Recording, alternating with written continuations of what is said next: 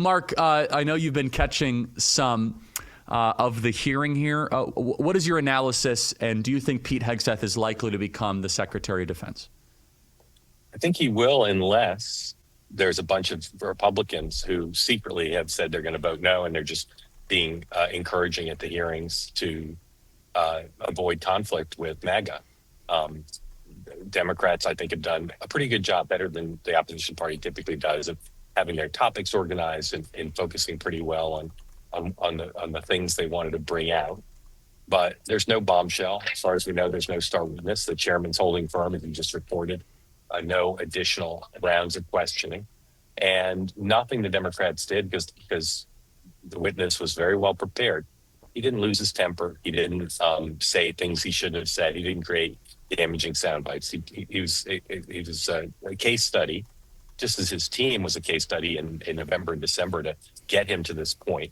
He was a case study in how to handle tough questioning, and none of the Republicans seemed the least bit concerned on the committee. Now, the Senator Cox from Utah said this morning that he's undecided, and if people's suspicion that Lisa Murkowski and Susan Collins might vote no means the committee may be a bit misleading.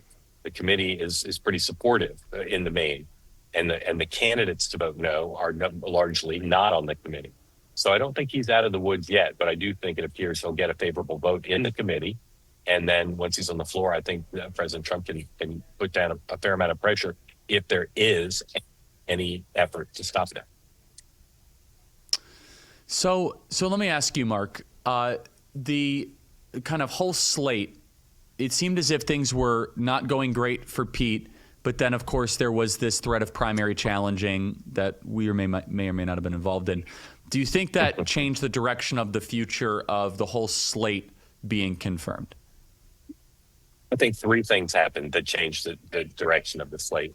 First of all, you and your colleagues made it clear, and people try to cast this as something evil and dark. You just made it clear that there'd be accountability for those who didn't support the president's nominees.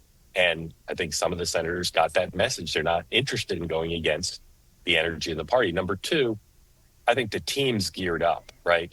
When you're nominated for something, you get a Sherpa, you get a press aide, you get a small team of folks, usually a former senator, to help guide you through the process and interact with the Senate offices. And I think those teams weren't necessarily up and running in every case, and now they are. And I think they've hired really good people for that. Finally, if you look at the sum total, besides Pete Hegseth, there haven't been big revelations about Tulsi Gabbard, about Bobby Kennedy, about I'm blanking on his name, the FBI nominee, Kash Patel. There just haven't been revelations. Mm-hmm. And so it's easy for the senators and for folks like you to say, these are old stories, we're moving on, we're focused on the positive. So I think those three things have combined to create a very positive situation. And lastly, I'll just say, and I've reported this before, and I know you know it, the level of communication between Mar-a-Lago, folks like you, the senators who are most supportive, Senator Thune, it's remarkable. The text change and the constant communication to be right on top of any weak points is just a model for how this stuff works. And the Democrats really are not in a position to match that now. So, yeah, this is really kind of the first online administration when you think about it. And it's real time and it's interactive. Can you comment on that, Mark? It's a little bit of kind of next gen political warfare. Yeah, I mean, in the olden days, when I was your age, we had war rooms, right? And people sat in there with analog telephones and no email.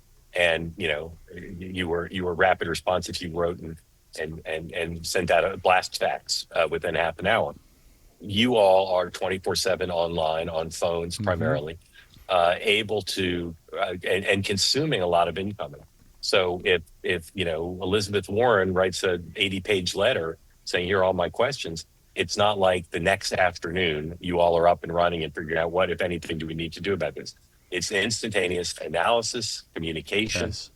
Decision-making, execution. And it's with a group of people who are all very, very online and who have a metabolism. Not everybody's metabolism is quite as great as yours for this stuff, but most everybody is. And I think people like you and Elon Musk and Steve Bannon kind of set the pace for others, and cause others who might have more children or need more sleep or interested in spending 3 hours with a football game to say, hey, I can't do that right now. It's a critical period for the revolution. So we need to be up and running and keeping pace with the guys and gals who set the pace, which is, again, very online, very 24/7. I'm pretty online. I'm pretty 24/7, but you all are doing it in a very tribal, coordinated way that is, again, the Democrats just aren't matching that right now. And that's an advantage because these things move quickly.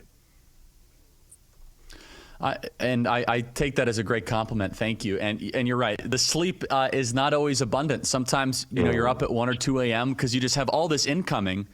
And I do have to say that is one of the great superpowers of being on the West Coast. Right now I'm in Palm Beach, but being on the West Coast, you can kind of stay up very late and you can kind of set the news cycle for the next day while everyone else is asleep.